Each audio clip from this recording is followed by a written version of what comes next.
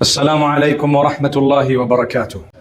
Bismillahi walhamdulillahi wassalatu wassalamu ala rasulillahi wa ala alihi wa sahbihi ajma'in. Alhamdulillah, the Hujjaj of this country have mostly come back from the Hajj. May Allah Almighty accept the Hajj, and may Allah Almighty make it easy for all of us to go for Hajj and for Umrah and to be connected to Mecca and Medina, because the Prophet ﷺ says, Al-Umratu ila al-Umrah faratun lima baynahuma wal Hajjul mabruru la jaza'a lahu illa al-Jannah.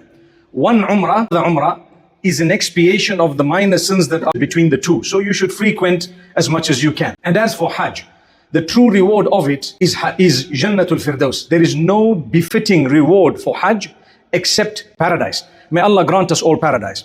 Paradise is something that you and I will only get by the mercy of Allah. Nothing besides the mercy of Allah will get you a place in Jannatul Firdaus. So always ask for mercy of Allah. Notice the names of Allah that are repeated right at the beginning of the Quran, and we repeat it so many times. Ar-Rahman Ar-Rahim, connected to the mercy of Allah. The one who is most compassionate, most merciful in so many different ways. Mercy to the believers, mercy to the disbelievers, mercy to entire creation. That is Allah. So it's with His mercy that we will enter Jannah. How to get the mercy of Allah? You get it by trying to obey His commands and abstaining from the prohibitions that He has declared. So you get the mercy of Allah. You make dua, you constantly ask Allah subhanahu wa ta'ala, and this is how Allah Almighty blesses us. My brothers, my sisters, the week before we embarked on Hajj, I remember mentioning that because it's the fifth pillar of Islam, it is considered the last pillar of Islam. Why? Because by that time you would have to fulfill all the other four pillars of Islam.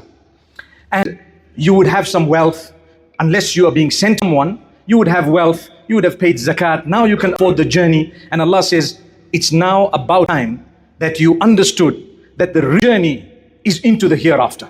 And so, you've already earned a livelihood, you know what the world is about, you have your business or your income, and you buy and sell in this world. There is something that you need to buy that is not from this world, it's eternal.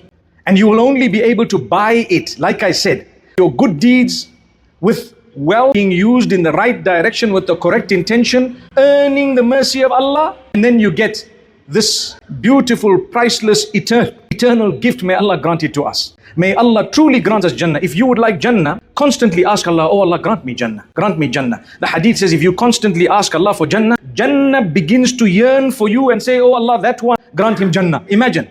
This is a hadith of the Prophet ﷺ. Similarly, don't be selfish when it comes to dua for Jannah. Don't only ask for yourself. Ask for others. Oh Allah, grant them Jannah, grant them Jannah. Whenever we hear of the predecessors and those pious people before us, what are we taught to say? Rahmatullahi. No matter how bad relationship was with someone, once they've passed on, what do we say? May Allah have mercy on them. Look, it's over. The issues we had on earth are done. Now we wish for them Jannah. May Allah grant them paradise. I swear, if Allah told you that I'll give you paradise on condition that your best enemy on earth will be your neighbor, it's a good deal. Wallahi, it's the best deal ever. Because in paradise, there is no hatred and ill feeling in the heart. You will be the best of buddies. And you may laugh about what happened on earth. Both of you are in Jannah. May Allah Almighty truly grant us all Jannatul Firdaus. Don't ever think that one's going, this one's not going, this one should not go. Oh Allah, don't give them Jannah. Oh Allah, send them to Jannah. Make good du'as. Make good, Allah, grant all of them Jannah. Oh Allah, soften the hearts. Oh, allow us to see the beauty of Jannatul Firdaus in the companionship of Nabi Muhammad sallallahu alaihi wasallam. Beloved brothers and sisters, being the fifth pillar of Islam, you know the dealings on the earth.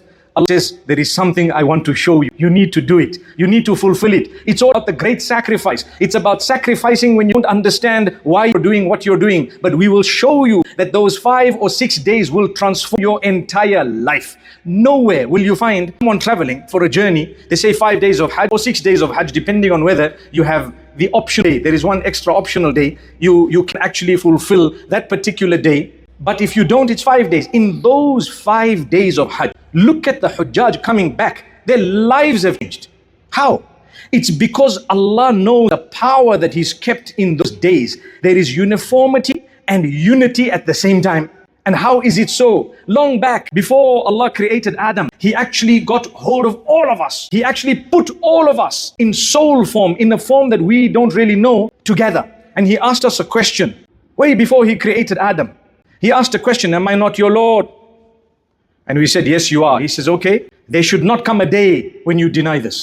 ألست بربكم قالوا بلى شهدنا أن تقولوا يوم القيامة إنا كنا عن هذا غافلين. Allahu Akbar.